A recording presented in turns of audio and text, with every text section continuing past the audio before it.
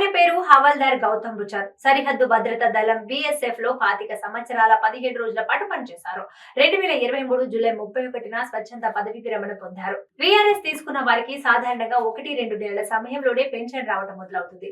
అయితే ఈ మాజీ హవల్దార్ నేటికి పెన్షన్ చేతికి అందలేదు. అయితే ప్రభుత్వ కార్యాలయాల చుట్టూ చెప్పులరిగేలా ప్రదక్షిణలు చేస్తున్న ప్రయోజనం శూన్యం. బిఎస్ఎఫ్ కు చెందిన 31వ బెటాలియన్ ఆయన పెన్షన్ కేసును సంబంధిత విభాగానికి పంపించింది. అయితే అక్కడ నుండి మరో కార్యాలయానికి వెళ్ళింది. వారు ఆ ఫైల్ ను వెనక్కి తిప్పి పంపారు. అందుకు వారు చూపిన కారణం వింటే చాలా ఆశ్చర్యం కలుగుతుంది. అయితే ఉద్యోగుల భవిష్య నిధి సంస్థ పీడీఎఫ్ రూపంలో పంపిన ఫైల్ డ్యామేజ్ అయిందని, అందువల్ల ప్రక్రియ ముందుకు తీసుకెళ్లడం సాధ్యపడటం లేదని వారు తెలియజేశారు.